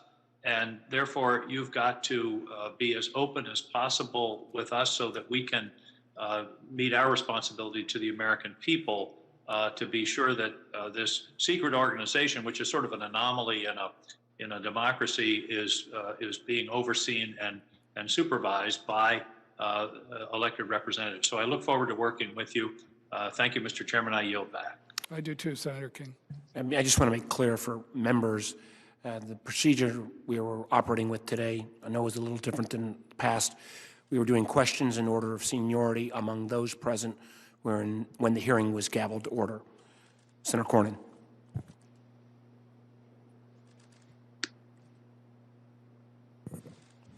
Mr. Ambassador, thank you for saying yes to President Biden, and congratulations, and again, thank you for assuming this important role. I can't think of anybody that has the breadth of experience that you've had in the world, which leads me just to, I'm just kind of curious. I know you've been exposed to a lot of foreign intelligence services. Yes, sir. Over your 34 years or so in the Foreign Service. Are there intelligence services around the world, any of them that sort of stand out as having what you believe would be commendable organizations or operations or structures? That's something that the United States government ought to consider in terms of structuring, organizing, or operating our intelligence services? Well, I think there are a number of intelligence service, especially amongst our allies and partners, that I've admired over the years. Again, I've been looking at it from the perspective of a diplomat. Certainly, British intelligence service, the French, some of our closest European allies, I think, are first-rate partners. Certainly, the Israeli intelligence services I've known over the years are extremely capable and have also, I think, worked hard on the technology issue that we were discussing before, which is extremely important. We've also had intelligence services who are close partners in the war on terrorism, over the last 20 years, whose capabilities, I think, at least in my experience, have been enhanced over recent years, sometimes because of the cooperation with U.S. intelligence services, and that's going to be extremely important moving forward. So I think there's something we can learn from those intelligence services, and we also have to pay very careful attention to the capabilities of our adversaries as well, whether it's the Russian intelligence services, which I've had experience with over the years, or Chinese intelligence services as well. It's important not to underestimate them. They're putting a great deal of effort into technological development, and we see that on the part of smaller adversarial intelligence services, whether it's the Iranians or others as well. So it's important not to underestimate their capabilities and learn where we can. On another topic, one of the things we learned from this pandemic is our vulnerability to supply chains from overseas. And I think you and I may have talked a little bit about my interest, along with Chairman Warner and actually Senator Cotton and the whole Congress really now, in reshoring our ability to manufacture the most sophisticated semiconductors. China, I understand, is building about 16 fabs, while the Taiwan Semiconductor is planning on building one in Arizona. But we need to approach, I think, some of these national security challenges we have at China in a different way. What I mean by that is that we're so ossified and stovepiped here in Congress in terms of the way we do things. Let's say the appropriations process, if it came to providing some sort of financial incentive for the development of some technology like a semiconductor fab, that doesn't quite fit very well into our structure of appropriations and budget caps and subcommittee appropriations and the like. But I wish you would work with us and give some thought, not only to what those vulnerabilities are and how we rack them and stack them and address them in terms of the priorities and the vulnerability that currently exists, but help us find ways to perhaps modify, change, reform, or just adapt to the new competition we have with China, where they're investing billions of dollars in everything from 5G to AI to quantum computing and others, and we can't afford to let them win. Would Will you commit to working with us on that challenge? No, I certainly will, Senator, and I do admire the work that you and Senator Cotton and others have done over the course of recent months and years to highlight that problem, supply chain vulnerability. Semiconductors, as you mentioned, is a classic illustration of that as well. And not only do I look forward to working with you on those issues, but I promise it'll be a high priority at CIA if I'm confirmed to understand from the perspective we bring from abroad, the ways in which some of our adversaries and rivals can take advantage of those vulnerabilities, and then through intelligence partnerships with some of our allies and partners to look at ways in which we can coordinate efforts to shore up supply chains as well, because it's not a vulnerability that's unique to the United States, as you well know, Senator. So no, I'll look forward very much to working with you on that.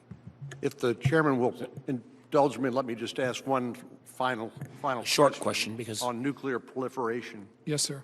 Do you think Iran can ever be trusted with a nuclear weapon? No, sir. No, I think it's absolutely important for the United States to continue to do everything we can to prevent Iran from developing a nuclear weapon. Thank you very much. Senator Bennett. Thank you.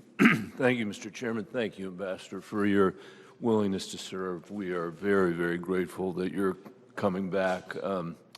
You had mentioned that enhanced competition with an increasingly threatening Chinese Communist Party constitutes one of our greatest long-term challenges. As Chairman Warner said, the committee has been closely tracking China's assertive moves from aggressive investments in port infrastructure on some of the world's most strategic coasts to exportation of illiberal surveillance regimes to investments intended to put our advantages in space at risk. In addition to China, you listed off, I think, nuclear proliferation, climate, global health, technology, as things where we need a long-term, you said, I think, a long-term, clear-eyed approach. And you have worked in countries with authoritarian regimes. We obviously are a democracy. It was poignant, I think, to see those two luminaries introduce you this morning, because a reminder of a time when people actually could find a way to work together in this democracy. And I wanted to ask you your thoughts about how you, as the director of the CIA, could elevate the view a little bit here to make sure that, you know, we're looking out 10 years and 20 years instead of just between the commercial breaks on the cable television at night. How do we, as a democracy, competing in a world with totalitarian societies,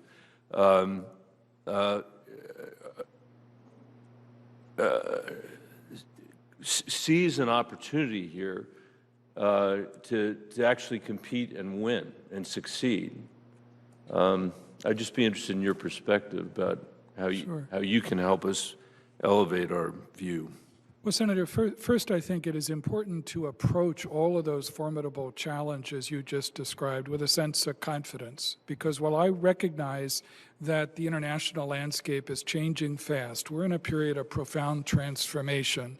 The United States may no longer be the singular dominant player we were when I worked for Secretary Baker 30 years ago, but I would still argue we have a better hand to play than any of our major rivals, and that's because of our capacity for domestic renewal, which I know has been tested in recent years, but it's hugely important and it sets us apart from authoritarian regimes around the world. And second is our capacity to draw on allies and partners, which also sets us apart from lonelier powers like China and Russia today. The second thing I'd stress, just to pick up your point, is it is important, as pressing as immediate crises and immediate threats always are at the CIA or anywhere else in the U.S. government, you have to be able to look over the horizon a little bit. You mentioned one very good example of that, which is space, which I know is something you've been very much focused on. You know, here's an area in which our adversaries are working overtime to try to develop their capabilities, which can threaten American critical infrastructure and lots of other things that are important to us.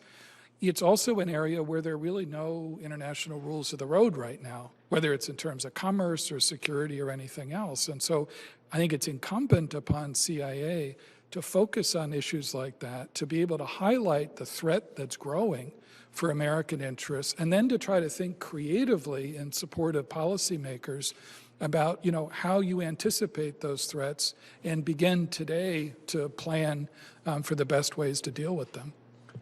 We look forward to working with you on all of that, I think. As you write in your book, that period of time that Baker represents, was a time when we were in the Cold War, and we had an organizing principle of some kind, which didn't mean that we didn't make mistakes. We made mistakes all the time, but we had an organizing principle. And I think we lost that at the end of the Cold War in some respects, that organizing principle, and then 9/11 happened and disoriented us. And I think really this moment is an opportunity to reintroduce our values to the rest of the world, and do it, as you say, with a sense of optimism. We should have a sense of optimism. A lot of countries that you've served in have had some version of January 6th happen to them, but what they don't have is what happened on January 20th here, which was the peaceful transfer of power, and I think that should give us some confidence going forward. I hope it gives you confidence. I agree absolutely, Senator. I think we ought to approach, however formidable the challenges are, we ought to approach them with a sense of confidence and optimism. That's what, in my long experience serving overseas for the United States government, whether people like our policies or hate them, what they expect from Americans is problem solving, a sense of possibility, a sense of optimism.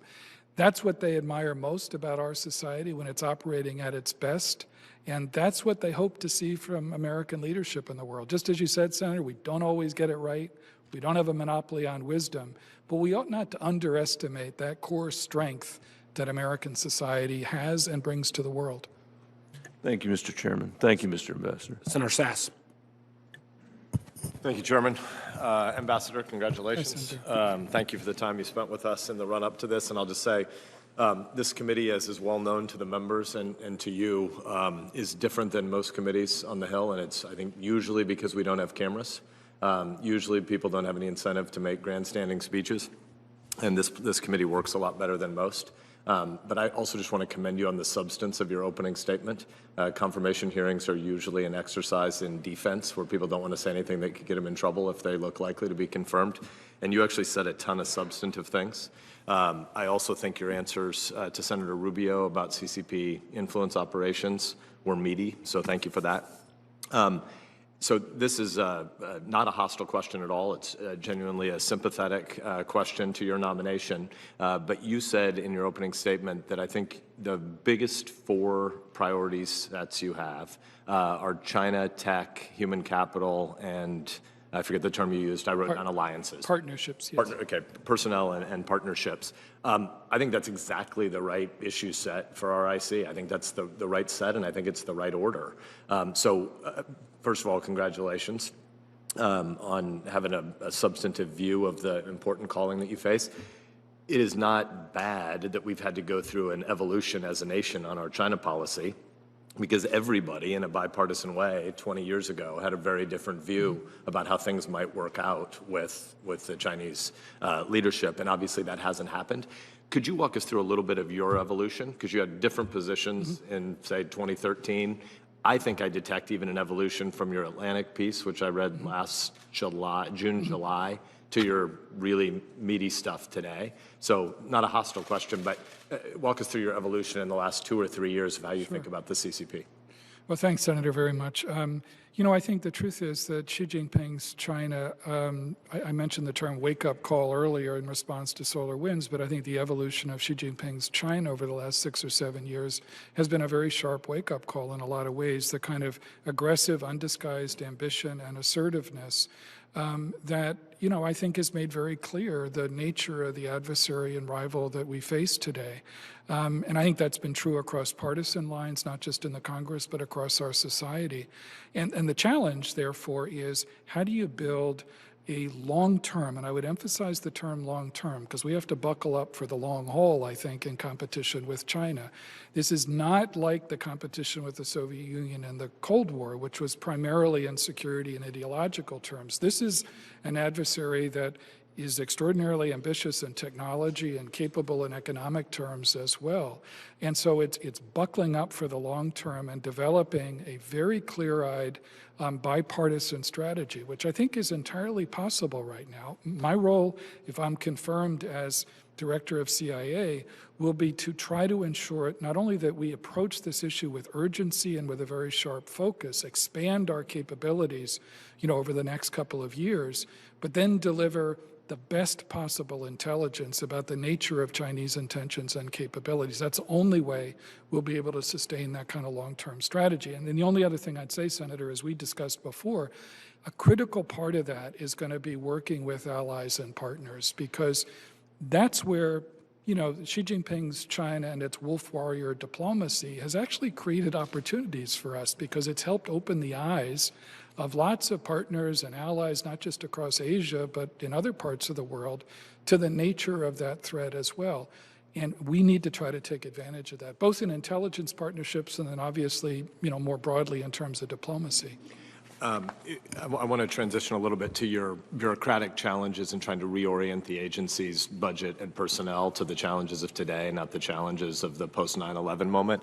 If we had a lot more time, though, I would also want to drill down a little bit, and I may do that in private in follow-up to this or in our classified time today. But a lot of us are very worried about Secretary Kerry's undefined role, because Chairman Xi is going to lie about what they will do on climate.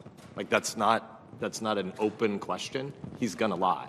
And so it means if we have all these real technological race challenges between the CCP and freedom-loving nations, the set of, whatever the new NATO for the digital revolution is, the Trans-Pacific Partnership plus technology standards, whatever that thing is, if we take the pressure off in the alliance that we're going to build, because there's some climate summit going to happen in 18 or 24 months where he's going to promise a bunch of pie in the sky, then everything we're saying ends up being a house of cards. So a lot of us are worried about the climate lies that are going to come from China as a way around this. But I would like to ask you, in the post 9/11 moment, it was right for us to be focused on the global CT threat and the spread of jihadism. That's not the biggest challenge we face right now, and yet most of our IC budget and personnel still has these lingering effects of 2002, 4, 6, 8, and 10.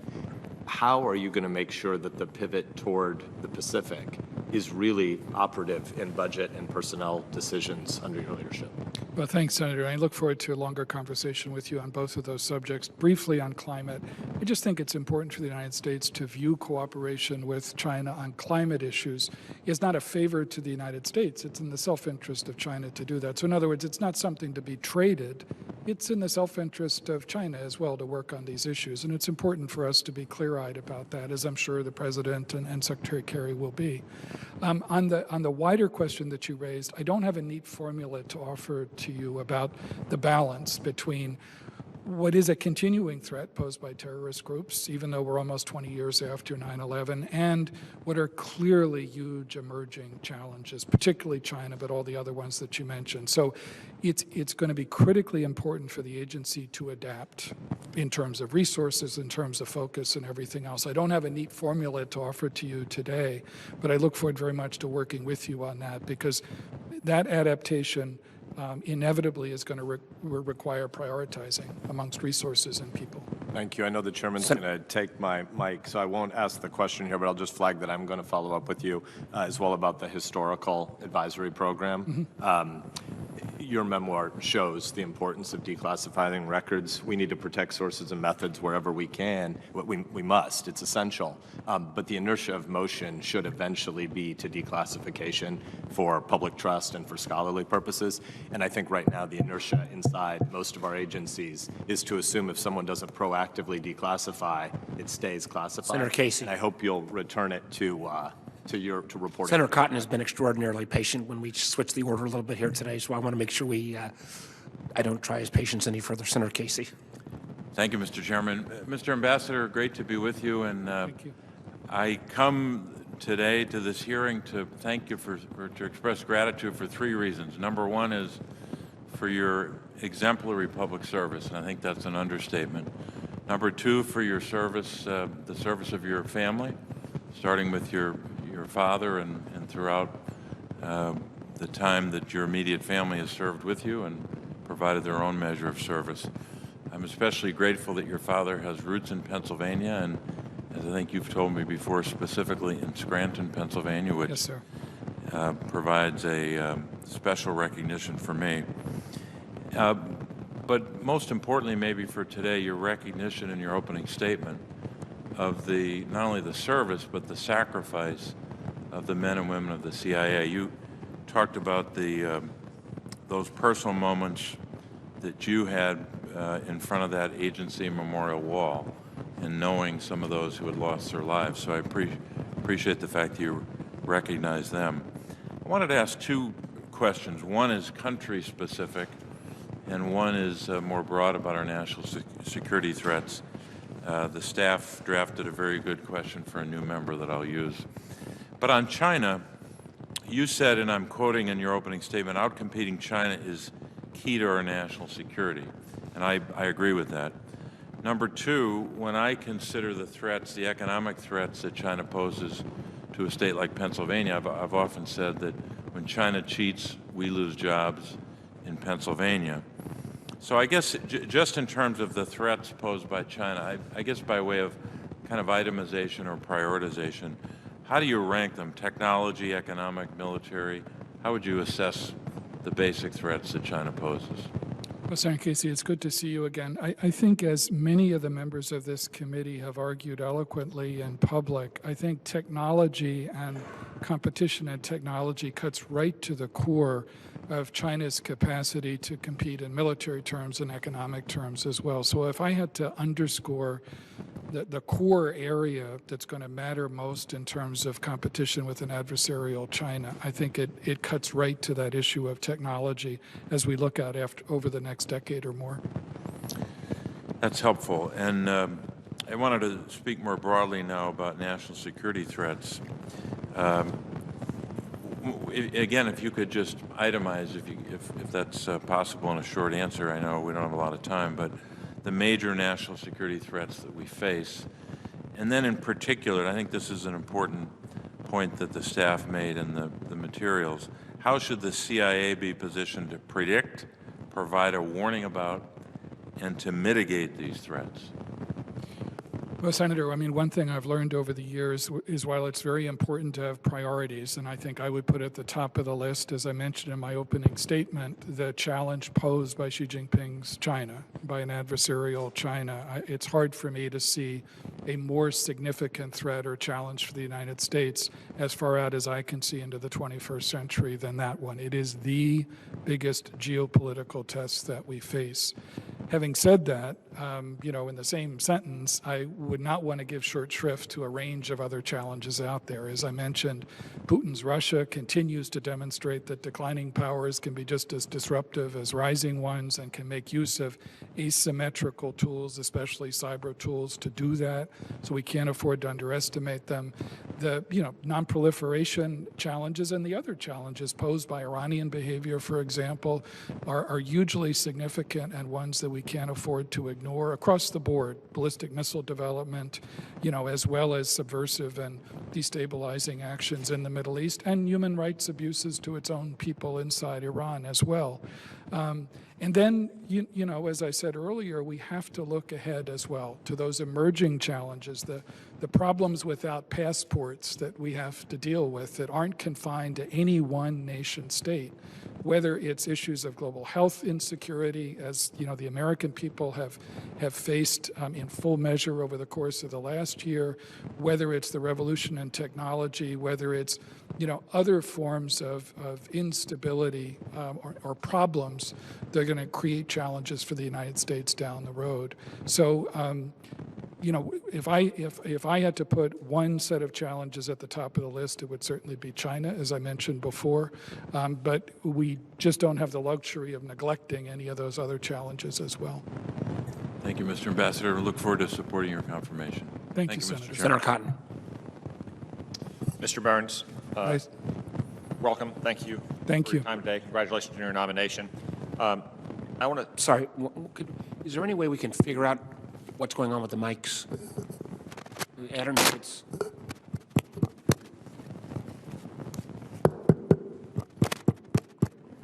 Testing, testing.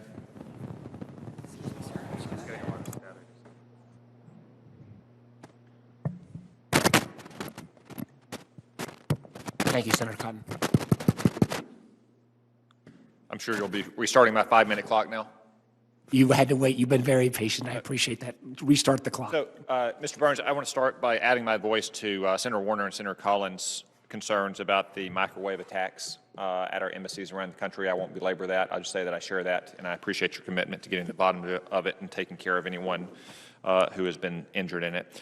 More broadly, as we discussed on the phone last week, I've taken an interest over the years in the health of our Special Activity Center inside the CIA, specifically, or I should say, the metaphorical health in terms of the numbers of paramilitary officers available and the workload we're asking them to bear, but also the literal health because many of them do suffer the same kind of wounds that our service members face. And I just want to speak today publicly about what we discussed on the phone. You do commit to ensuring that these officers and their families have the very best medical care and support available. Absolutely, sir. I've seen firsthand the sacrifices that they've made, the courage they've demonstrated, especially over the last 20 years, and so I'm absolutely committed to that. And that includes continuing the work that Director Haspel and her leadership has already started Yes, sir. to ensure that these officers have care that is equal to, if not better than, what we already provide our service members and veterans. Yes, sir. Thank you. I want to touch briefly on another point that we discussed. You're probably aware that I briefly held Director Haynes' nomination to be Director of National Intelligence after an answer to one of her questions had implied that she might reconsider some actions taken on long-concluded accountability review boards related to long-closed terrorist detention programs. I'm troubled by some media reports I've seen that suggest a senior CIA officer who was detailed to the DNI has recently had his portfolio reduced because of his involvement in that program. I would just like to get your commitment that if confirmed, you'll abide by the determination of the Obama administration not to resurrect any efforts to prosecute or take administrative action against or prejudice in any way in any future promotion or selection panels for any CIA officer involved with those programs that were conducted under DOJ guidance and presidential direction. Yes, Senator. As I mentioned earlier, you have my commitment not to take actions against or prejudice the careers of officers who may have worked on those programs in the past when they were operating under Department of Justice guidelines and at the direction of the President. Yes, sir. Thank you. We also talked in our phone call about the importance of everything the CIA does, but the centrality of the collection of foreign intelligence.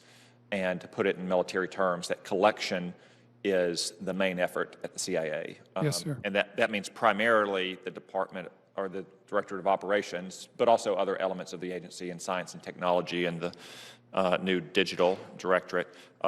You agree that collection of foreign intelligence is the main effort at the Central Intelligence Agency? It's the core of CIA's mission. Analysis, in other words, what you do with that collection to put it in a form that's going to be most useful to policymakers is obviously critical as well. But at the core of what the CIA does is that foreign collection, and particularly human intelligence. And that's because the collection of foreign intelligence, put in layman's terms, stealing foreign secrets, is what allows those analysts to have an even richer analysis than what they would have if they were only using publicly available sources, the way, say, an academic or a think tank scholar might.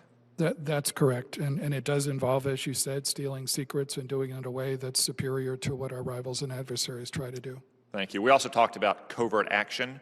I shared my views that too often administrations in the past of both parties have viewed covert action not as a supplement to policy, but as a substitute for policy. Would you agree with that assessment? Yeah, and I think it's one of the big dangers. I mean, I haven't had a chance to be briefed in detail on existing covert action programs, and it's something I look forward to talking about in closed sessions in the future.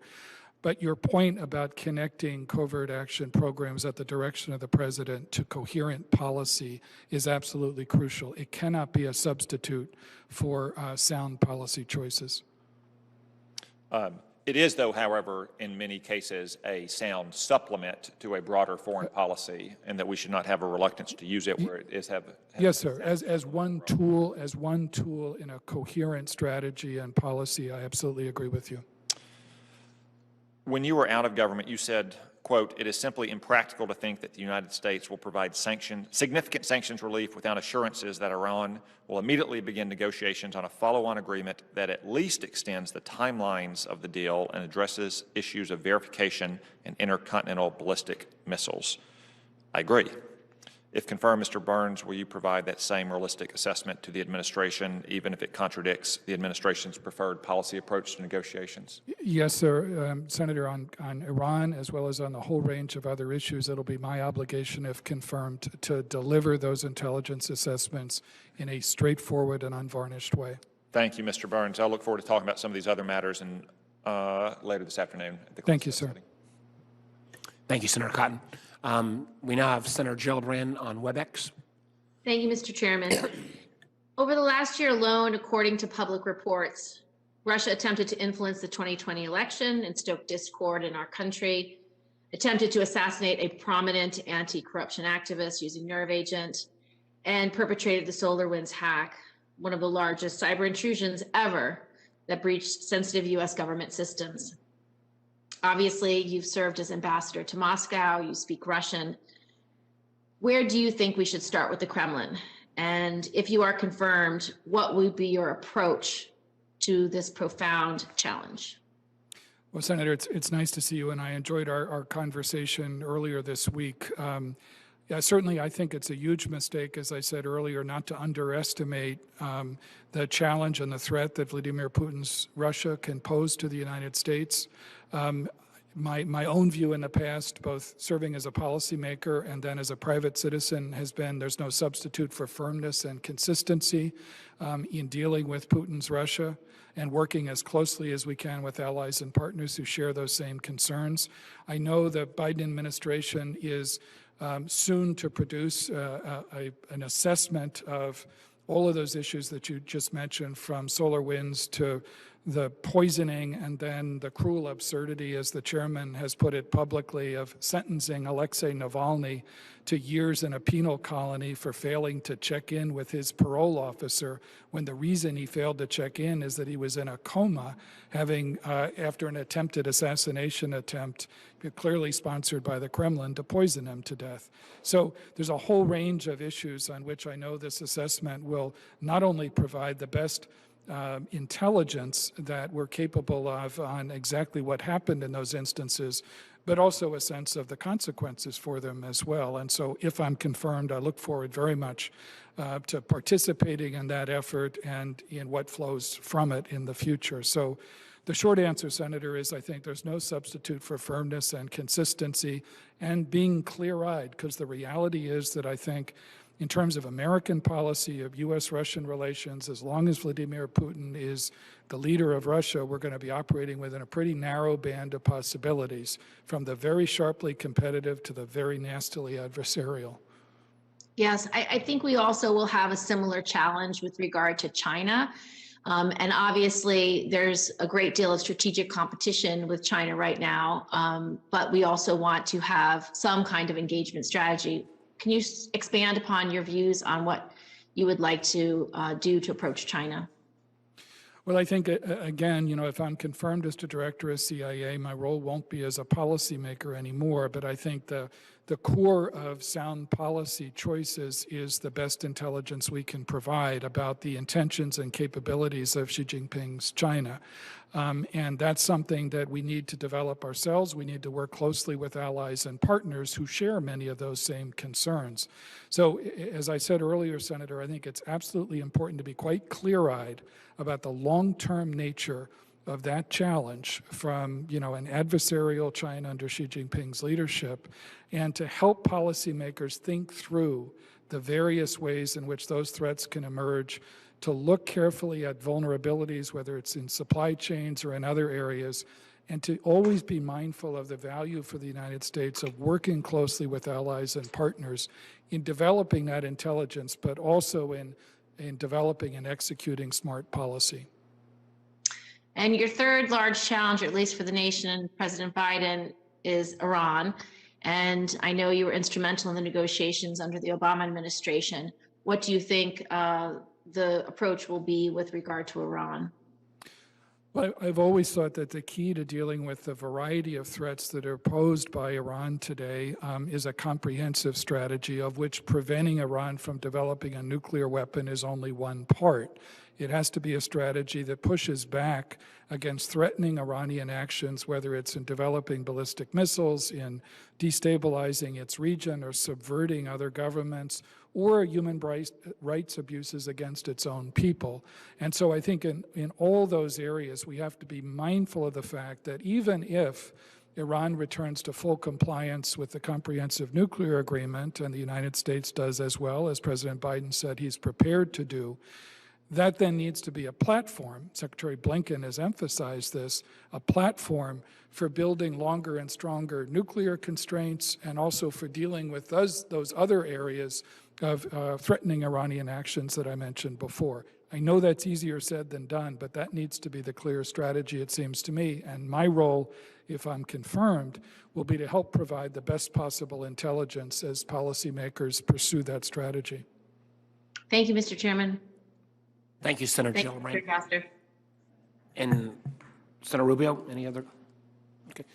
Well, Ambassador Burns, you got through the first hurdle, 15 out of 16, and if Senator Risch joins us, we'll get first crack in the closed session. We will, the hearing will go into recess, and we will reconvene at 1 o'clock, and very much appreciate your testimony. And thank you. Again, to echo Senator Wyden's comments, rarely does a nominee come before this committee with this much positive approval, although rarely does a nominee also bring Jim Baker and Leon Panetta as their introducers. So we'll look forward to seeing you at 1 o'clock. Thanks. Committee stands in recess.